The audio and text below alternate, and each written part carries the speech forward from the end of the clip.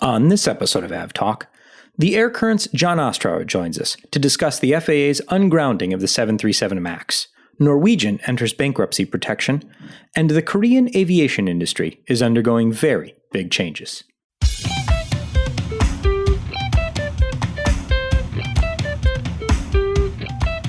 Hello and welcome to episode 98 of AvTalk. I am Ian Petchnick, here as always with Jason Rabinowitz, and welcome to episode 98. Ian, how are you feeling? I'm feeling well, Jason. How are you feeling? I'm also well. All right. We got that out of the way. And that's episode 98. Thanks for joining. All right. Thanks for joining. No, we actually have news. We have news. There's lots of news that didn't come out mere minutes after we hit the stop button on the recording. This is a new thing for us. This is very, well, to be fair, we actually planned ahead with this one. Which is very rare for us, very strange. Well, there's also that. So it's a weird week, but we heard inklings. We heard small birds telling us, and then there were large birds telling us as well that this was going to happen. So today is Wednesday, the 18th of November, and it has been over 600 days. 616 days. Yes, numbers have been run. 616 days since the 737 MAX last carried passengers. In those intervening 616 days, much has happened. But now comes the rescission of the emergency order of prohibition, which just sounds, I don't even know what that sounds like. It's a fancy way of saying the order grounding the 737 MAX in the U.S. is rescinded, and the procedures to begin operations with the aircraft can now commence. There you go. That's exactly what it means. Those were the words you were looking for. Though you took it right out of my mouth. So I think it would be useful to go through a timeline. This is published by Reuters a couple days ago, about the timeline of what the lifespan of the 737 MAX has been, which 2017, March 8th, the 737 MAX gained FAA certification. May 22nd, it entered commercial service with Lion Air subsidiary Malindo Air. Fast forward to October 29th, 2018, and we had the first crash of the Lion Air MAX, killing all 189 people on board. November 13th, so a couple weeks later, the FAA and Boeing say they're evaluating the need for some software or design changes to the MAX following the crash. And I don't think anyone expected quite how significant those software design changes would have to be. November 30th, Boeing weighs its plans for the software upgrade to the MAX. March 10th, 2019, the Ethiopian 737 MAX crashes, killing 157 people on board. March 12th, the FAA says it will mandate that Boeing implements design changes on the MAX by April. So just the next month. March 13th, the FAA and other global regulators ground the 737 MAX, citing similarities between the two crashes. Important to note that the FAA was I believe, the last regulator in the world to take action and ground the aircraft, following every other regulator in the world. And a whole lot happened between early 2019 and what is now late 2020, where the MAX may actually fly again by the end of the year. Yeah. So now that we've reached not the end, but what feels like the end of the beginning, perhaps.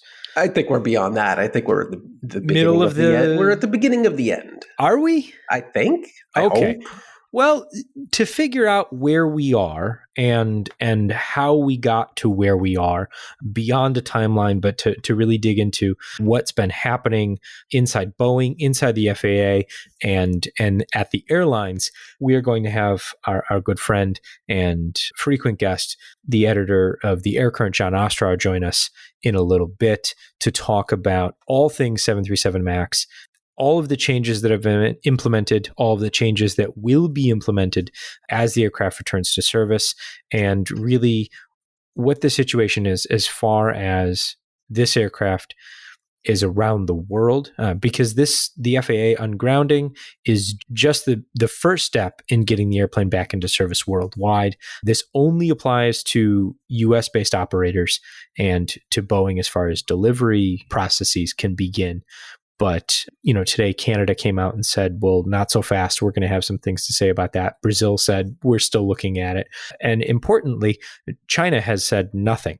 Yeah, in most the other past few regulators weeks. have said nothing to this point. So we don't quite know exactly where things stand worldwide, but we're going to learn more about that in a little bit when John Ostrower joins the program. But first, there is no shortage of news this week. So let's move through some of that, and then we'll bring John in for our conversation. The biggest, I think, other news that came out today is that Norwegian is filing for examinership in Ireland, which is akin to Chapter 11 bankruptcy in the US, where assets are protected and the organization reorganizes how it does business in a way to make it more sustainable for the future. Whether that's possible in Norwegian's case, I think is an open question. And two, how do they reorganize, I think is going to be very interesting to see as they deal with, they've got 737 MAX, in their fleet. They also have long haul aircraft that haven't operated in months, and they have a route network that has been decimated. So, Jason, what do you think? I mean, it's been a long time coming as far as Norwegian's concerned. Yes. Norwegian, I feel like, has been teetering on the edge of bankruptcy since the day their long haul operation started, what feels like a decade ago. Yeah, I mean, Norwegian has often been a topic of conversation on the podcast for a variety of reasons. And what we've often said is that Norwegian's made some questionable decisions and had a number of external factors affect their operations through no fault of their own. Yeah, Norwegian has largely been a victim of circumstances beyond its control, just tremendous bad luck again and again. I mean, you've got the 787, their 787s were delivered late. Then came the engine issues with the 787. Then came the 737 MAX grounding, and then came COVID, among a variety of other things that have happened to the airline. So not all is their fault, but I don't know exactly how they move forward with an expansive plan. I mean, it seems to me that Norwegian's going to be much smaller moving forward. It has to be, and I think most airlines will be, but Norwegian also bit off probably far more than it could chew just by the sheer number of the volume of what it was doing. It wasn't just an airline. It was also an aircraft leasing firm. It had a whole bunch of MAXs and A320neo family aircraft on order that they were acting as a leasing firm for other airlines. And that is not a good business to be in right now. So I don't know how they restructure that, really. The Norwegian we knew 8 months ago is going to look very different than the Norwegian that maybe emerges from the equivalent of bankruptcy. I'd imagine it survives in some form, but I can't imagine it being at all or even close to the size it was prior to COVID. Yeah, I mean, they're continuing to operate their current route network, which is very, very limited. I mean, in the last few weeks, they've served, I think it's fewer than 50 destinations. So total over the past few months. So, not every day of the week, but just total 50 destinations, down from, a few hundred, at the beginning of the year. So certainly they're going to shrink. How they shrink, and like you said, how they operate or shed their leasing company business will be an interesting thing to see, and what comes out on the other side, and where they still end up flying. Yeah, it's a shame. I enjoyed flying Norwegian. Its fares were typically at times a lot lower on the transatlantic routes and often offered routes that did not exist on other airlines. So I will be sad if Norwegian doesn't pull through this. It's going to leave a hole in the market once we pull through COVID that probably won't be plugged by any other airlines for quite some time after seeing Norwegian fail so spectacularly at it. Yeah. The other thing, I mean, like you said, with the Norwegian's entry into the market, you had roughly, I mean, I'm not sure what kind of fare, like a percentage fare drop, but it was substantial in a number of cases. And seeing where Norwegian has pulled back, especially in the Scandinavian market, seeing fares increase dramatically there, even in the current market where not many people are flying, and you still need to entice people to get on the aircraft for whatever reason.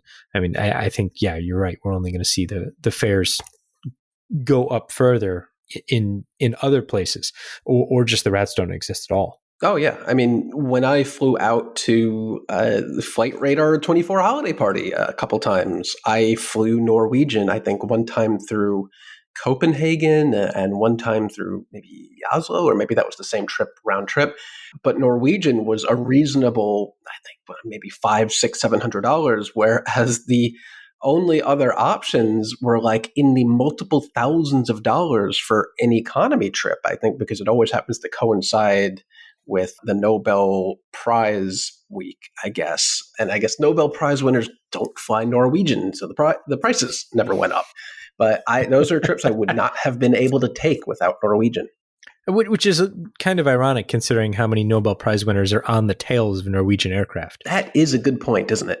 But it was always the case where if I flew Delta, I'd have to go through Paris and literally pay $2,500 in economy, whereas I was able to fly Norwegian in their premium cabin, which is basically just premium economy, for multiples less than the other airlines were charging. So that's going to be a real shame to see that go. And I've said a number of times, probably on this podcast, that the golden age of travel was right now. And I think that might actually be behind us at this point. I don't see how, once we get through COVID, that those low fares, long-haul low fares, are going to be a thing. They might be absent from the market for a number of years, as those airlines might not exist anymore. Yeah. I mean, it's a frustrating thought, I think, because you don't know what you've gotten until it's gone, right? So it's... I tried to tell you. You did. And did I listen? Kind of. You listened. Kind of. You listened. So in Russia this week, and always Antonov, a good way to Yes. And Antonov AN-124 suffered an uncontained engine failure. It looks like, based on photos, that it made contact with flying animals of some kind, birds, a small dinosaur, I don't know, in order to cause the kind of damage that it did. But it caused an uncontained engine failure of the number 2 engine, so the inboard left side engine. That shed debris in through the fuselage, the left wing and the right wing, and the aircraft ended up losing a number of systems, including its braking, electrical, and radio. Yeah, not great. So if you go to watch the playback of the ADS-B on Flight Radar, you'll see the aircraft take off, you'll see an initial turn, and then gone. No more data. So they must have had some extremely significant electrical issues on board that aircraft for that ADS-B transmission to stop, along with the radio. But it's pretty much the absolute worst case scenario for an uncontained engine failure. And thankfully, this was a cargo flight, so there were no passengers in the way of whatever was flying through the fuselage, which is not great. But it very much reminds me of the American 767 at Chicago, that it kind of flung engine parts a long distance away. I think one of the pictures I saw was a quarter mile away. Some engine chunks tore through a warehouse. Very similar to that incident. Yeah, exactly. When the American incident happened in Chicago, one of the fan, I don't know whether it was a fan blade or just part of one of the parts of the engine, it skipped under the aircraft and then landed, gouged out a big chunk of the runway, and then went through the roof of a warehouse. Yeah, almost a mile away. So, I mean, the parts moving at or near the speed of sound are going to fly farther. They'll do that. Yeah. But this ended with a runway overrun. They made it back. An exemplary job by the crew, Yes. handling what must have been an extremely degraded aircraft and getting so close to a very perfect landing. Just it's hard to stop a degraded aircraft with no brakes from running over the end of the runway, isn't it? Yeah, so the snow did a lot of the work there, and no serious injuries reported. So I mean, just another, I guess, testament to the engineering of the AN-124 and aircraft in general, and the piloting of the crew. Do you think they'll So fix it? I mean, I haven't seen any pictures of what's on the inside. I That's guess true. that's We've only really seen the outside, which does not look good. doesn't look great, but it looks like you could, slap some duct tape on it and put a new engine on it. Maybe you'd be okay. But the inside, I guess, is really what you'd be concerned, or Yeah, what's on the inside of the there's wing. always such high demand for these very large cargo transport aircraft that it's feasible that they may take the time and expense to fix it up. Yeah, I mean that's true, especially now. Especially now. There was another confirmed incident in the past week or so with wildlife, and this one, Jason, I'll let you get into the details. Oh, well, pretty much the only details I know is an Alaska 737, I believe 700, in a rural Alaskan airport encountered a bear. The bear did not win. Encountered makes it sound like they turned on the lights and they were like, "Ooh, bear. Shoo, get out of here, bear." No, That's not what happened. No, the bear found its way to the engine and made very large dents in both the engine and the bear. The bear did not survive. The aircraft is fine other than damage to the engine. I have no idea how they're going to swap an engine in that rural Alaskan airport, of which I regretfully do not know which airport it was. Yeah, that's a good question. How would you get an engine in there? Because I don't know. Indeed. Okay, it was Yakutat Airport. Does that ring a bell? Yes, that's the airport. Okay. But now I'm going to be. I guess you're going to have to truck it in. I guess so. Or do they have roads? Or is this one of those those cities that is only connected by air? I don't know. That's a really good question. This is going to definitely stick in my mind. But we know they can do it. We've seen jets land at far more rural places going trans-Pacific in the island chains of Alaska and have engines swapped out. So we know it can be done. Not easily. It can be done, but those in the past, like the American 787 that landed in Cold Bay's runway was built, at the height of the Cold War, when you wanted a bomber base as close to Russia as you could get. So, I mean, that's going to be interesting to see how they end up doing that, because the runways, the longest runway at the airport is less than 8,000 feet long. Yes, 7,745 feet. So that'll be interesting. If anyone is listening and has any idea how they're going to do that, please email us, podcast@fr24.com. And I'm going to do some research into this, because now I'm fascinated to find out how that's going to happen. Well, I'm glad I piqued your interest. The IATA code for this particular airport is also wonderful. It is YAK. Oh, YAK. So it is. So that's all the information I have at this point. But yeah, some interesting wildlife encounters. I forget, there was a reporter, I forget who the reporter was, but they were looking into this, and they came across something that I think Jason and I talked about probably almost 100 episodes ago now, when we were talking about turtles at JFK. But the FAA keeps a detailed, and by detailed, I mean they can tell you the type and number of birds that were encountered by an aircraft. As long as it's reported, because oftentimes this does not get reported. But when it is, you better believe they keep those records. Yeah, so very detailed records of wildlife encounters among aircraft. And I think we also talked about this when, I forget, all of the before time runs together now. But I think it was last winter, I was at National Airport in Washington, D.C., and got to play with their bird cannons, which are basically just boxes that fire off loud cannons to scare birds away, and they're remote Fun. controlled. They are fun. Yeah. And the idea is that birds don't like them, and then they go away. The only problem with that is some of the birds don't seem to care. Yeah.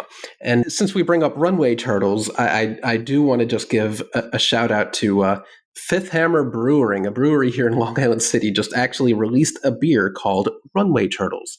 And the can art is a turtle on a runway with an airplane waiting behind it. It's good beer and a good name.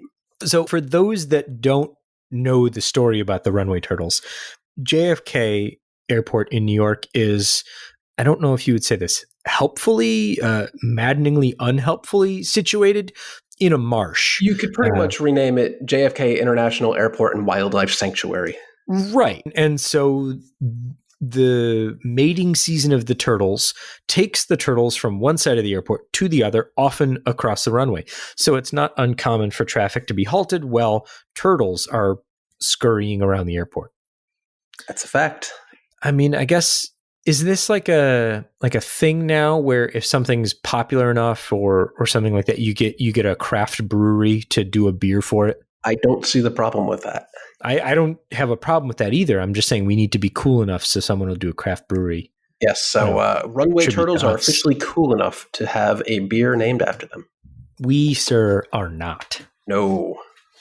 Speaking of cool, no, I got nothing here as far as the transitions go. This next thing's not cool. It's not cool. Stupid. Good sir, I was trying my best. You tried your best. I also know nothing about this. So there's not much to say other than that it will keep the planes flying. A number of deadlines for Brexit are coming up as far as getting service agreements in place between various trading blocs, countries, what have you, and the UK as they finalize their exit from the European Union. And one of those things is air services agreements. So before Brexit, the UK, being part of the EU, was part of all of the overarching air services agreements. So we can fly between X country, Y country, and within, all of the member states. And so having left, they are now responsible for ensuring that they can fly between those countries on their own. And so this week, the US and the UK concluded an air services agreement ahead of the deadline so that planes can keep flying between New York and London and all points in between. So good news for anyone flying in between the two and that's really all there is to it. Fantastic. You do know a lot about the next bit we're going to talk about. And I believe, sir, you have some strong feelings. I have many feelings. So tell me how you feel about Lufthansa ditching free food. I don't like it, and I like it especially less when the airline tries to claim that it is something passengers were asking for and want and should celebrate. To rewind a little bit, Lufthansa is the Lufthansa Group, actually. This is not just Lufthansa. This is the Lufthansa Group, so that would be Lufthansa, Austrian, and Swiss, I believe. They are all going to buy onboard food. So no more free snack, no more free beverages, no more free booze on board Lufthansa flights starting, or Lufthansa Group flights starting sometime next year. It's a phased approach. I think Austrian is first, then Swiss, then Lufthansa. And that's just disappointing. But I think John Walton, who's been on the show an eon ago, summed it up well that, or maybe it was Seth Miller, I'm not quite sure, that if you reduce the quality of food to the point where it's so bad that you tease the idea of higher quality food but at a cost, people will actually, respond favorable for that. And that's kind of what happened. But to claim that paying for a soda on board an aircraft is something passengers want is suspicious. I'm not a fan of that. So does this just affect European flights? This is just European flights, so nothing is changing on long-haul flights. You won't have to buy a mediocre half sandwich on your flight between Frankfurt and Tokyo. They will give you a mediocre half sandwich for free. Exactly. And I'm disappointed, especially with Lufthansa, as I felt it set them apart from the competition, especially other very large airlines like British Airways. I have very fond memory of being on a Lufthansa A321 as media on a normal operating flight, as media testing out their Wi-Fi system, which did not work on the flight. So we just went to the rear galley and kind of raided the beer cabinet, of which there were many, many, many on board. They stocked something like 3 dozen beers for a 2-hour flight, and we drank many of them. But that will now cost you, probably €5 a pop for that beer if you're now? lucky. If you're lucky. If you're lucky. So it's just disappointing. It's not surprising. They've been testing this with Swiss out of Geneva for quite a while.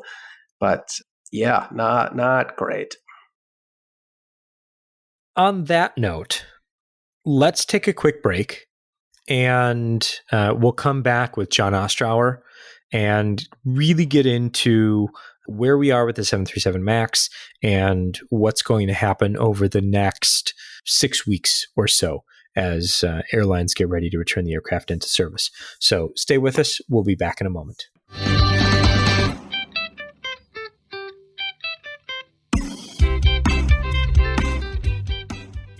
Welcome back. We are now joined by the Air Currents editor-in-chief, John Ostrower, who has been with us multiple times before and always brings a lot of deep insight into both what is happening now and how it relates to the history of the aviation industry.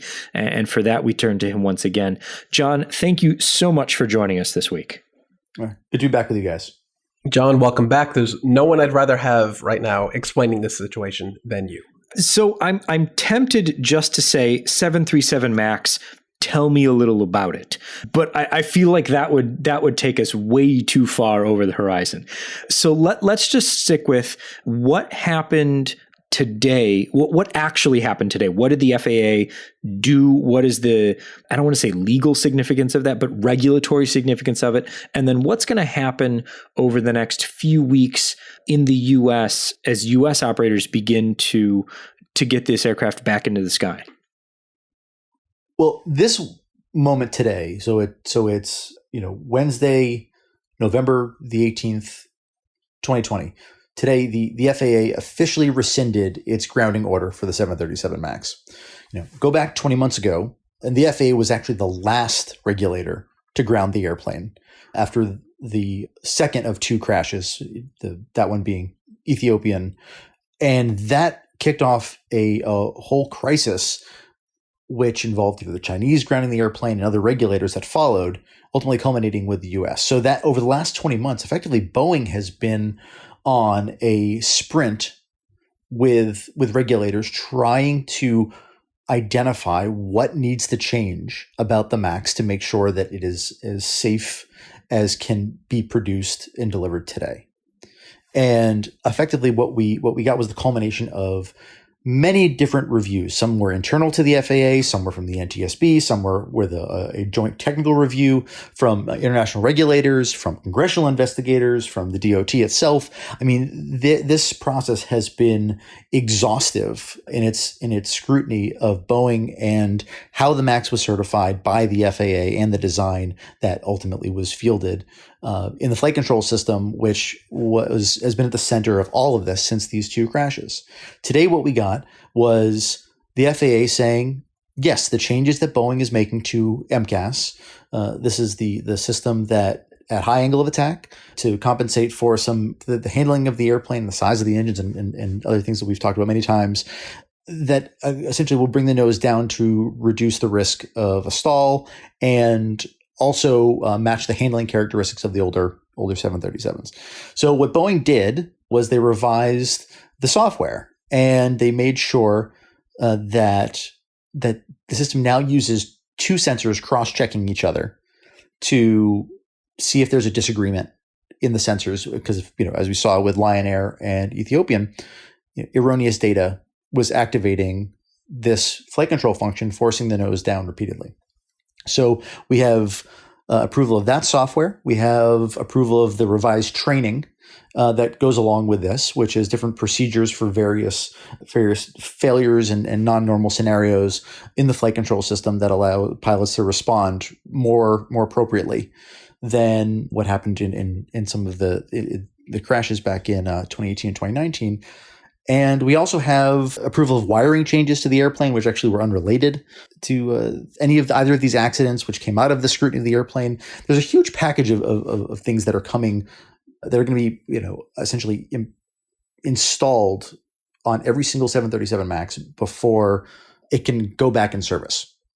But first and foremost, the FAA had to do that for U.S. operated MAXs. And there are about 97 of them operated between American, United, and Southwest. So that's what starts today. Now we have airlines that can actually go get their new training systems and training courses approved, and they can start modifying their airplanes. And over the next several weeks, we're going to see a slow march back to service. And that's ultimately going to culminate on December 29th with American Airlines flying between Miami and LaGuardia for the return of revenue service of the MAX. So today's ungrounding, I guess, is the term that we've all taken to using, the removal of that order and the issuance of the airworthiness directive, that only covers U.S. airlines and operators, and Boeing as far as working on their delivery processes. But I think, and you posted on Twitter about some of the comments made by other regulators, particularly Canada and Brazil. And as Jason and I mentioned in a little bit earlier in the podcast, we haven't really heard from other regulators today either, notably China, which has one of the largest 737 MAX fleets in the world when you take all of the collective Chinese airlines. So what are they doing? Are they doing anything based on the FAA's actions today, or are they still all following separate but related paths? The paths are separate, but they are related. So they would not be able to finish their process without the FAA finishing its own. So as there are several, what's called states of design. So it's countries that have large commercial aircraft manufacturers operating in their borders. So the U.S., obviously the most obvious one with Boeing. You have Bombardier and de Havilland in Canada. You have Embraer in Brazil, and you have the European Union and Airbus. And so what we're now going to see is what the FAA administrator said earlier today was actually expected that within the coming days, he said, used the word days, to say that there were going to be similarly reflected approvals from these foreign regulators. That's not to say they're going to mirror the U.S. They're actually going to go one step farther. And we saw that particularly from Canada and from the EU, which expects to have slightly different training requirements and also additionally potentially an additional switch in the cockpit to deactivate the stick shaker, which will activate when the aircraft is at risk of stalling. And if that activates erroneously, there's a worry that could distract pilots because it's actually a very violent stick shaker because it's designed to alert you to what's going on. And subsequently, also they're looking at adding a synthetic airspeed, which effectively is a sensor-based airspeed rather than using the normal data that comes into the airplane. Actually use a combination of GPS and a few other metrics to actually generate almost like a virtual airspeed reading in case the other sensors fail for some reason. So essentially offers a backstop to that. That's probably not coming until the 737 MAX 10, which is probably anywhere between 2 or somewhat ish years away, given all the delays that have kind of piled up with Boeing so far. But so it's going to be a drumbeat over probably the next several weeks as other regulators follow suit. But as you noted, China is the big one. And China has not said anything today. And they actually are the largest MAX operator on the planet. I think they have 98 MAXs in storage right now in China. And so they will ultimately represent about a third of the MAX deliveries, just to give you a sense of how important China is as a country or as a market to Boeing right now for the MAX. China has returned to growth when other airlines have not, even, amidst everything going on with COVID. And so the necessity for what China to recertify the MAX for Boeing is huge. But obviously, it can't be viewed in isolation. I actually had a piece several weeks ago that effectively looked at how the MAX recertification in China was going to be part and parcel of the increasing, or I should say deteriorating, tensions between the U.S. and China around whether it's involvement in the South China Sea, whether it's Xinjiang or Hong Kong, concerns about Chinese intellectual property usage. I mean, the litany of grievances, the trade war, the list of grievances between these two countries is growing longer and longer. And as they try to work out these differences, or as they move farther apart, an item like the recertification of the MAX is guaranteed to be part of that discussion in terms of when it actually comes back. So it's not just a regulatory question. So it really is a geopolitical question that's wrapped up in a whole different host of other factors. That is interesting and something I had not thought of until you just mentioned it. And that's why you are on this podcast. I mean, not to get too far into this one specific thing, because I do want to focus more broadly on the regulatory schema and what's going to happen over the next few weeks. But just to kind of sit in China for a moment, doesn't not having the ability to fly the 737 MAX in China, I mean, doesn't that also affect, I mean, given that they are the market for 1/3 of these, 737 MAX deliveries, that seems like a big hole to fill. It's enormous. If growth is in the offing, then that seems like a giant hole to fill. And the lead times for, even if they said we're going to cancel all these orders and buy, I mean, I don't even know what I guess you could go out and say, Airbus, we want a few thousand A320s, but that just doesn't seem feasible in the long run, or in the medium run, I guess. Or is this a boon for COMAC and the C919 program? Well, I would say look at it this way. I think this whole episode has been a big push to have the Chinese regulatory structure globally have more influence. And I think it has done that successfully, rightly or wrongly, in terms of the zero-sum nature of the U.S. reputation amidst that. But again, China took the lead on grounding this airplane, so it steered things early on. I think that one of the interesting things to remember is when you think about the geopolitical consequences here, all China has to do is do nothing to inflict an increasing level of discomfort on the U.S. I mean, the Washington state, where these airplanes are built and delivered out of, actually had one of the sharpest declines in exports to China out of any state in the nation for exactly this reason. And so when you kind of tally this up, you see these sort of, push and pull forces at play. A lot of this is going to be a question of what an incoming Biden administration does around its relations with China. And that's going to steer a lot of this. So, it will be very much a question for that kind of thread, the geopolitical thread. But to your point about the industrial thread, right now, China and COMAC does not have the ability to deliver an equivalently reliable commercial airplane at a pace that would be even close to what Boeing or Airbus are capable of.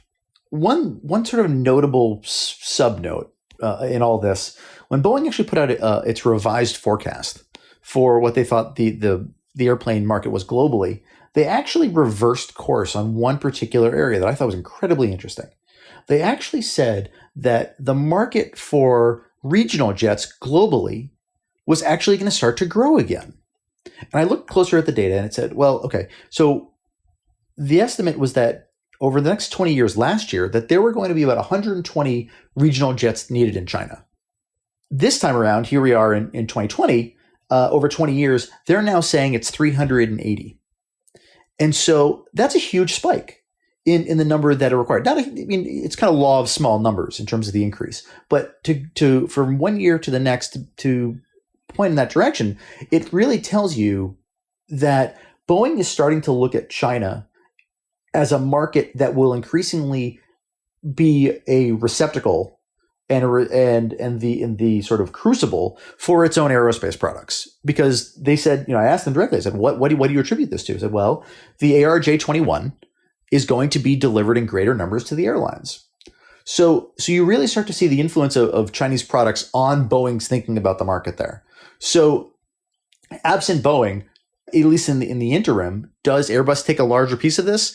That's not entirely clear, because obviously there's there is a certain ceiling that you hit here, given the need to fly internationally, or the restrictions that don't allow you to fly internationally, in terms of how much growth internally to China they're actually going to need, and how much that's going to need to be filled over the next coming period before the airplane is recertified. Is the MAX going to be recertified in China?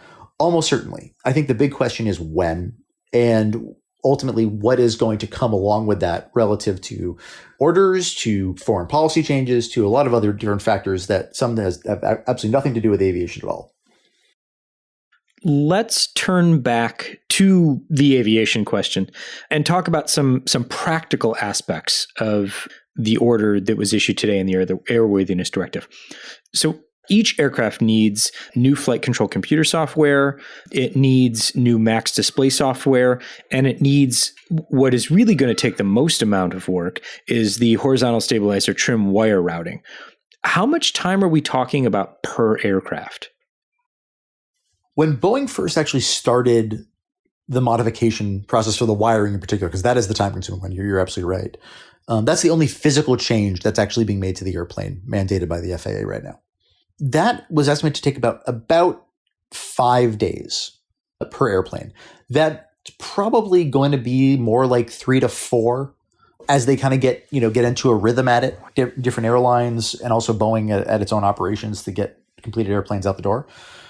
But here's the thing: Boeing's kind of mapped out a 16-day process for the 450 airplanes that they have yet to deliver. And so, the first part is, taking the airplanes out of storage, you power them up, you start to check engine oil, you start to run the engines, and you start to check out. Airplanes have been sitting for a while. Like, airplanes like to fly. They're designed to fly. They do not like sitting on the ground. They get weird smells. They get birds living in them. They get all kinds of weird stuff. And there are things you're going to have to check just to refreshen it. And so then you go into the kind of flight trial process, and then you also then go into the customer acceptance process. So they're expecting that whole process from start to finish, from depreservation to delivery, is going to be about 16 days per airplane. But I think there's a really important asterisk on all of this, which is that as Boeing was building over the last 20 months, they had a long pause in there. But for the 450 airplanes that were built since then, a lot of those aren't totally done. Some may not have some interior fittings. So, there are other things that it's work that just doesn't get completed because guess what? There was no urgency to complete it. And it's like, okay, we'll have open what we call jobs on the airplane that are going to have to get resolved before delivery and before even customer acceptance. So these airplanes are going to, in a perfect world, 16 days. However, there's going to have to be additional work done to each one to really kind of get it into a place where you can start to really call it a ready-to-go airplane. And those are just the undelivered ones. So have any of the undelivered aircraft been fitted with the revised software? Was there a point at which they switched over to that? And how are we dealing with that? Yes. So, and when Boeing says that they've had 3,000 flight hours of testing of the airplane, a lot of what they mean is that when they do production flights of new airplanes, they're putting the latest version of the software on the airplane before it flies, even if it's not certified by the FAA, because the airplane was not currently the airplane's not certified anyway. Right. So you can put it up there and you can kind of run it through its paces, and Boeing has seen that as an additional validation of the changes that they're making. So it's kind of been rolling, but the reality is that they were. I know that they were not. Last I heard, they were not doing the latest wiring standard on the assembly line. That was as of about 3 or 4 weeks ago, and they were actually going to wait to do it on the line once they had certification. But I know for sure that once airplanes have come out, they've sort of been doing it as kind of a flight line traveled work task that you just modify the airplane out on the flight line and then get it going again. The earliest deliveries that we're going to see from Boeing are going to be airplanes that were just built. That's the ones that they're going to prioritize, that are kind of at the front of the assembly line. Everything is, they don't have a weird smell from sitting for 20 months in Moses Lake. They're ready to go. And so American will probably be first to take delivery of those, most likely, and then United and Southwest in rapid succession. But effectively, one of the key pieces here, and I don't want this to go without note, is that the FAA has rescinded Boeing's ability to sign off on deliveries themselves. That's kind of one of the big ways the FAA is exerting oversight on Boeing in the wake of everything that's happened.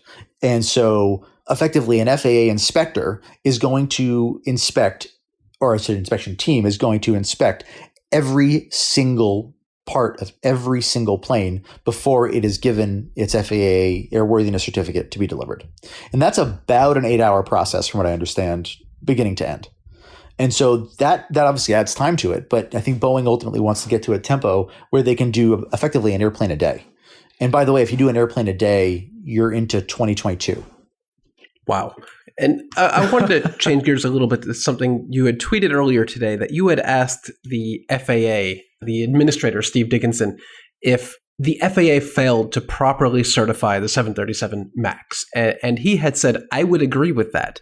You had also followed up with that in saying that Boeing had not really acknowledged this. It hasn't agreed with that statement. Do you think that the corporate culture at Boeing has actually changed, or are they paying lip service to these fundamental changes that they say should have happened? I think that's going to be a really important question going forward. And the most honest answer is, I don't know. What we've seen demonstrably, and we saw this in testimony from both the former head of the program and the former chief engineer of the 737 MAX in congressional testimony, was that they still essentially would not acknowledge that Boeing was at fault. That they said, don't you think something went wrong here? And they said, no, it's all part of, we did what we followed the process and we thought we were doing it right. And they have not gotten to a point where they can acknowledge that. I mean, when the FAA administrator says the FAA failed in its certification of MCAS and the flight control system and the 737 MAX, the deduction is that they failed because of their oversight and failure to catch what was a flawed design, fundamentally flawed design. A flawed design can still come out of a correct process, but also it's an indictment of the process itself. To say, well, you followed the process doesn't mean you necessarily got the right result, the result you wanted. So, look, we've all had, from an interpersonal perspective, I think I noted this as well, that when you acknowledge and accept the thing that is causing the break in trust, only then can trust actually be rebuilt. If there's kind of this, we're deeply sorry, but there's sort of an asterisk hiding on the periphery here, it doesn't ultimately rebuild the trust that Boeing is going to need to survive going forward. Because a lack of trust has a huge, huge, huge cost and a huge toll that will affect it for the remainder of this decade into next. And so, amidst all of this, there has to be look, airplane crashes happen for a lot of reasons. And the human factor in terms of the pilot response to the fundamental trigger item, which was the flawed MCAS architecture, is an important piece of this, because it tells you a lot about cockpit design and other items. But absent MCAS, these accidents don't happen. So it has to be acknowledged at some level. Hopefully Boeing does it loudly, that they own that part of it. And that part of it was the initiating event. And so if they're going to ultimately recover from this and move forward, this is going to be an incredibly important conversation that it's going to have with the flying public, with its stakeholders, with regulators, with its customers. I think that's the real crux of the issue is you said, finding a way to rebuild trust. I think it's a big difference between saying we're sorry and taking responsibility, and saying we're sorry you feel that way is how I'm kind of looking at it. Yeah, a lot of people ask, we've seen these countless polls that we're mocking on Twitter and social media, would you fly the 737 MAX again? And yeah, this is the most scrutinized aircraft probably in the history of airplanes. But I still feel like, since the DC-10, And I still do feel like Boeing has never truly acknowledged its failure here. And to me, that's not really reassuring, especially since they fired Muhlenberg and replaced him essentially with someone who was still overseeing the development of the 737 MAX, moved someone from the board to the CEO position. And that's never sat well with me. Boeing has outlined a lot of the changes that they've made internally to around safety processes, oversight, and ability to flag concerns. It is sort of demonstrable examples of how they're making change, and that's internal. And I think, like I said, there's going to have to be, if the administrator of the FAA again acknowledges that something has gone wrong here and there was a failure, that in itself is probably the single largest acknowledgement of accountability that we've seen in this entire episode. And it is, like I said, as far as the view of the public goes, I mean, I have asked my Twitter followers, I've done 5 different polls over the last many, many months. And at different intervals, I say, when the MAX returns to service, will you feel comfortable flying on the airplane? I didn't say safe, because safe is is kind of subjective, and then sort of there are other factors. I chose comfortable very, very intentionally to give us a sense of perception. And 4 out of the 5 of those, the answer, 40% said no, and 60% said yes, they would feel comfortable. There was one of those 4 polls that was actually reversed. It was right on the time of the IMs, the very controversial IMs that came out from inside the company. But largely speaking, 40% would not feel comfortable flying the airplane. And that's not to say they wouldn't buy a ticket on the MAX if it was the right price, or if they had to go for whatever. But that's a perception issue. And over the next year, 5 years, how this airplane is received again is going to drive a lot of what comes next. And certainly the perception of the airplane will be born from the perception of its creator. And that's going to be, again, one of the key pieces here as they move forward. And, look, the airplane's going to come back in service, and there's going to be diversions, and there's going to be blown tires, and there's going to be engine shutdowns, and there's going to be, there's all, stuck doors and stuff, like the normal stuff that happens in that's the day-to-day exactly operations, right? That FAA administrator actually called out today in his video, that he's saying that these things are going to happen. Please exercise some caution in reporting about that.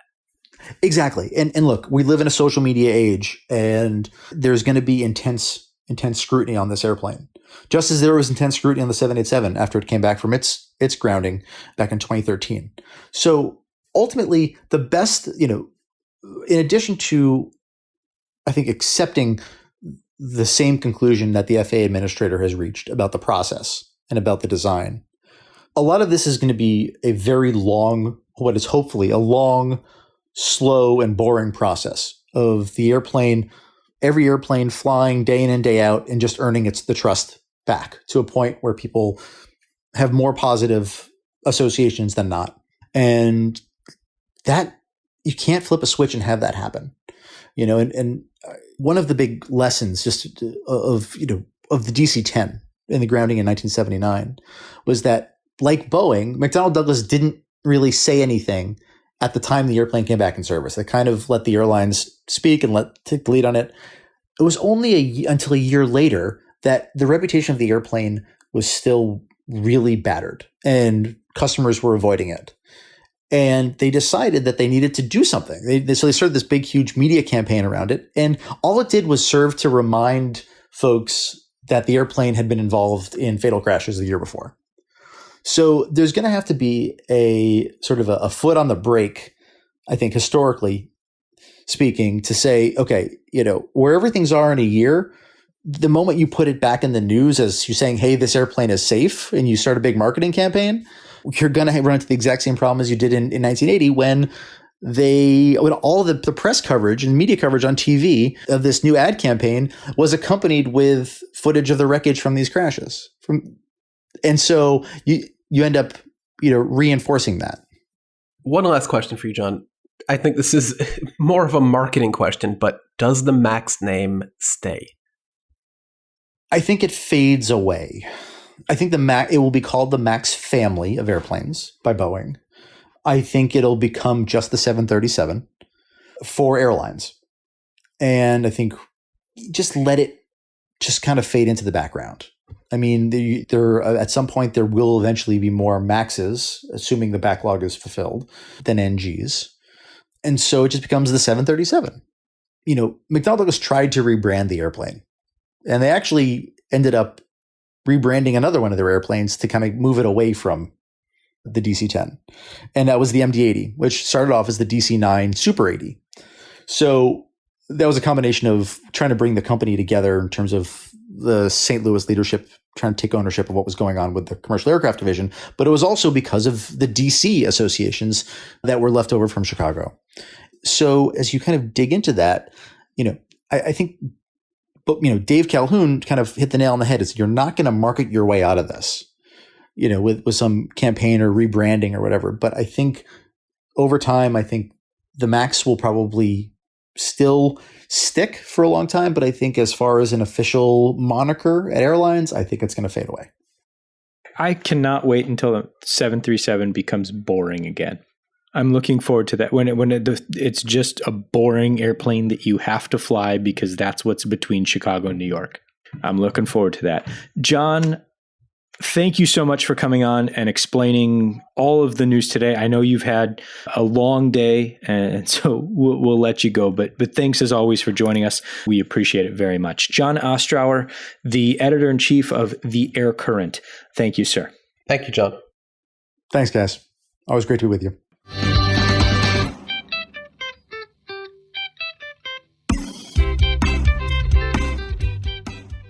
Welcome back. I, as always, learned a lot talking with John. And I think that airlines and regulators and I think most especially passengers are going to have a very interesting state of things. I guess it remains to be seen how passengers react to the return of the MAX. And I think that's really the big unknown, right? Yeah, so the story is not over. I think it is still fair to say we're at the beginning of the end here, but we are nowhere near the end of the end. All right. We'll figure out whatever we're going to call this. We're somewhere. We're always somewhere. In other kind of major aviation news over the past couple weeks, the big thing has been Korean Air will take over Asiana Airlines. And that is fascinating to me and also not unexpected, I don't think. Asiana, am I pronouncing that right? Have I always been pronouncing it wrong? Is it Asiana? One would assume. Okay. Asiana has been struggling for years now. This is not a secret. But on the other end of the spectrum, on this blog posted by Brett Snyder, Cranky Flyer, on his blog, Korean actually turned a profit the last quarter, which is surprising, but not that surprising when you consider Korean actually has a pretty sizable dedicated freighter operation. A bunch of 747-400s, -8s, 777s as well. So Korean actually has some money lying around. But I don't think it was expected that Korean would gobble up Asiana at this exact time. But it does make sense, and it is going to create quite a formidable airline. Cranky crunched the numbers, and it will create the world's 21st largest airline, the 9th largest in terms of international operations, the 9th largest operator of flights under 1,500 miles, and the 7th largest wide-body operator in the world. So suddenly, seemingly overnight, Korean just became a global juggernaut, didn't it? Yeah, I mean, I've been, following a lot of the cargo stuff over the past couple months, and they've been extremely busy. And they also have governmental support in this particular kind of restructuring of Korean aviation, which is basically what it is.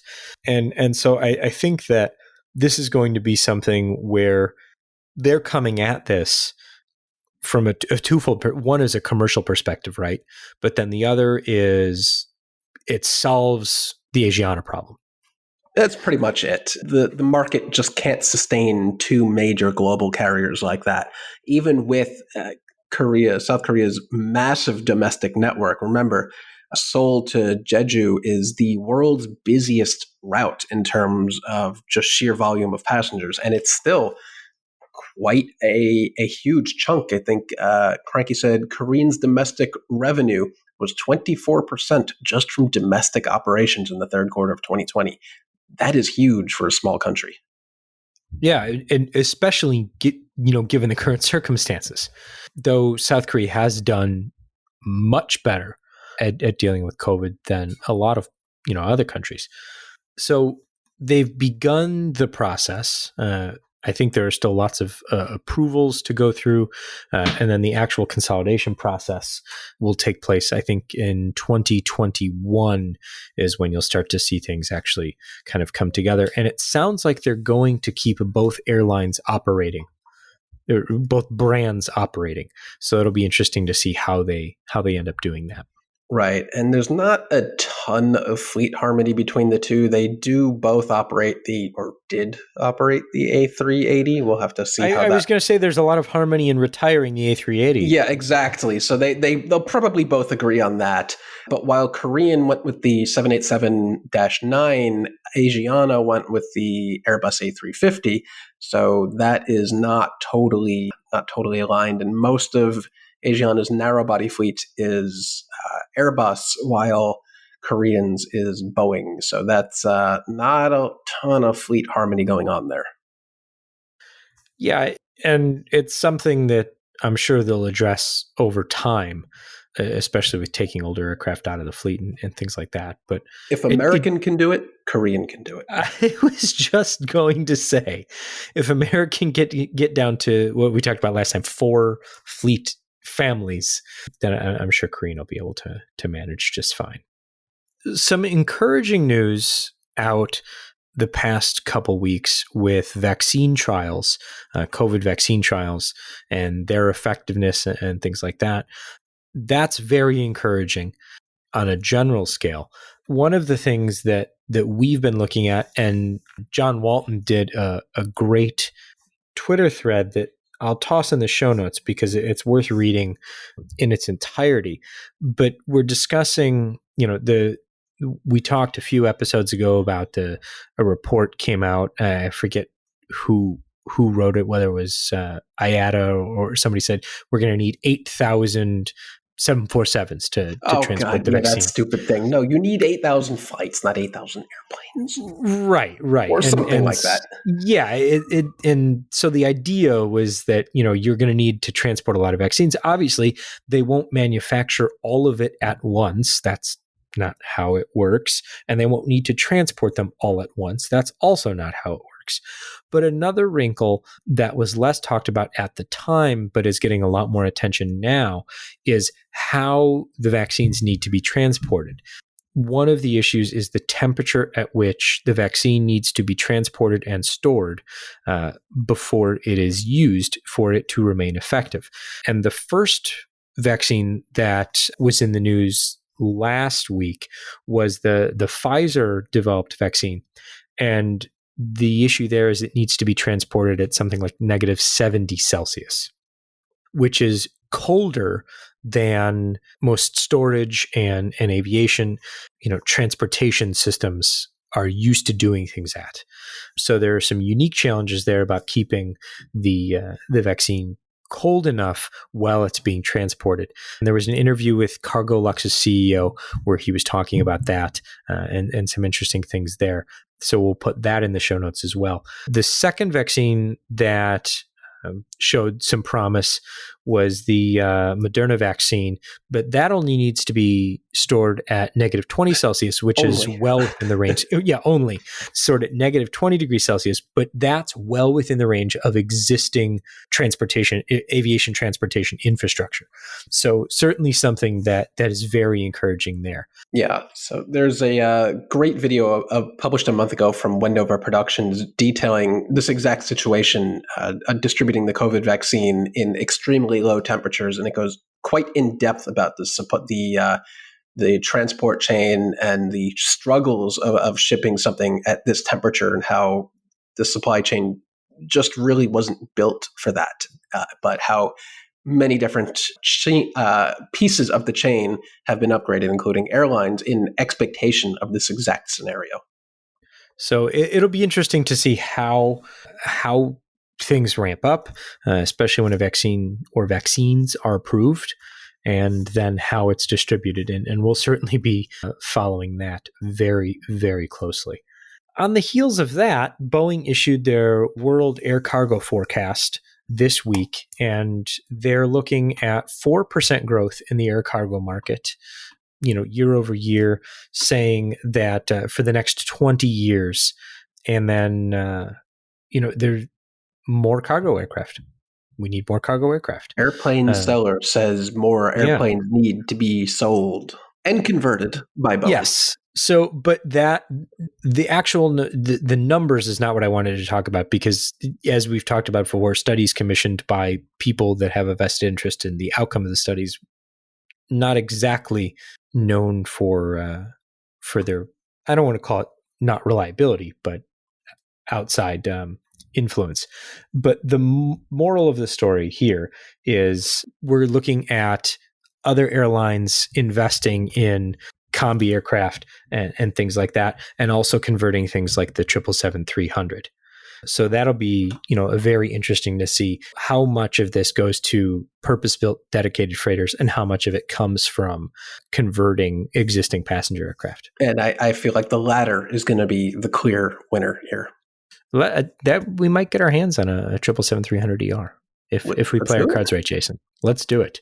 Let's close the show with a quick happy birthday to Qantas. Qantas turned 100 years old this week. So they celebrated with a special flight for 100 invited guests aboard a 787 over Sydney Harbor and the bridge and all that good fun stuff. So here's hoping they had a nice time given the times we are in. But happy birthday, Qantas. Happy birthday, Qantas. Let's hope your 101st birthday is better. There we go. We'll celebrate properly then. This has been episode 98 of AvTalk. I am Ian Petchnick, here as always with Jason Rabinowitz. Thanks for listening.